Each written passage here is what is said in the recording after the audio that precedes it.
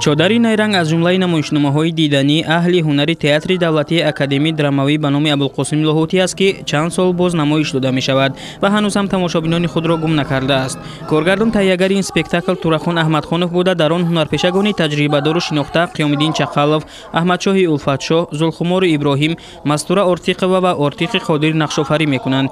با وجود آنکه این چهره‌های شناخته سال‌های زیاد فعالیت دارند و ده‌ها نقش گوناگون را در صحنه تئاتر آفریدند، در این نمایشنامه قهرمانان را بازیدند که برایشان باز یک صحیفه نوی هنرشان گشت.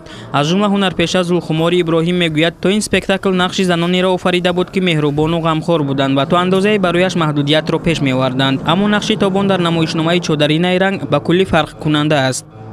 همین تابان بر این نقش ها میتواند هنرمند کشاید هر طرف بکی باشد و خیلی خواهد خیلی پرواز میکند، شنا میکند در همون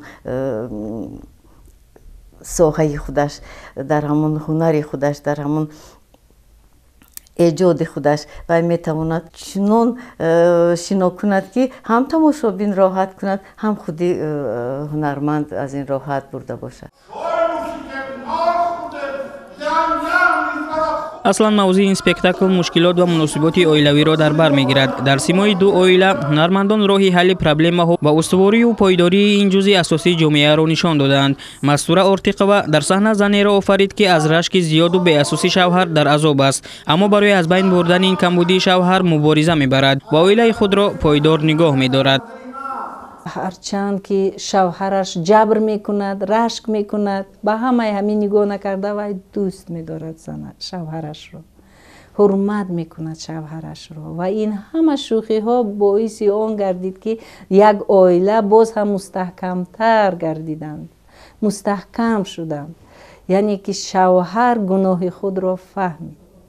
باشد که در زندگی نیست چنین باشد. نمایشنامه چادری نیرنگ وضع زنانی را نشان میدهد که به خاطر خوشبختی و آرامی عائله خود در زندگی از نیرنگ استفاده میکنند. از آنکه نیرنگ های آنها هدف پاک و نیک دارند، در آخر به مقصد و نیت های خود میرسند. تماشابینان اسپکتاکل را با کفکوبی ها استقبال گرفتند.